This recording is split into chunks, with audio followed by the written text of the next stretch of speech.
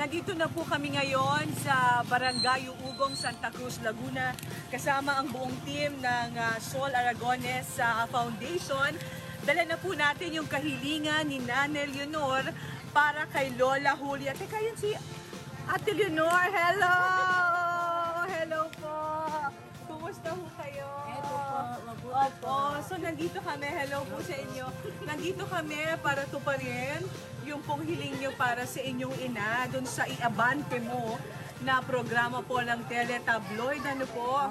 So, yan. Pasok tayo dun sa bahay po ninyo.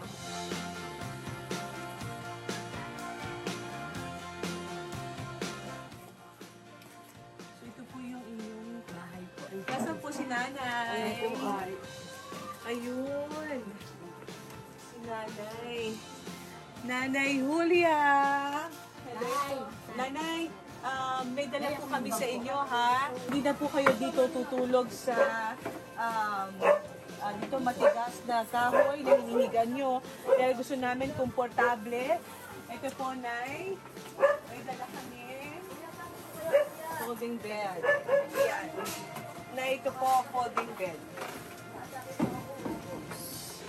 Kasi po, folding bed ang gusto nyo, Nanay, para po komportable. Pero itong folding bed po na ito, may kutsyon. Ito po, may kutsyon. Ito, Nay, para malambot ang higa niya. Hindi lang yan, Nay, ha? May dala pa kaming canned goods. Ano po? Galing sa San Miguel. Ito po, Nanay. Meron kayong dilata, ano? Para meron kayong pang-ulam dito. At meron kayong Jaran. Ang balita ko po, si Nanay Julia mahilig sa manok.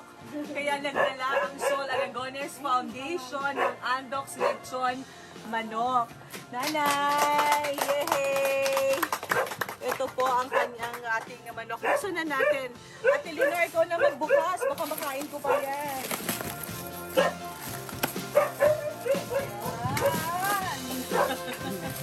Ano sabihin nyo? Salamat. Walang ano man po, importante po sa amin masaya si Lola Julia at Ate Leonor. Salamat po sa patuloy niyong pag-aalaga at pagmamahal kay Nanay.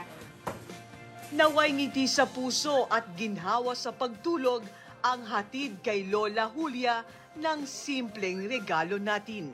Yeah! Ang ganda ng higaan nyo, Nay. Nakangitiin si Nanay. Ay, ang ganda ng higaan nyo.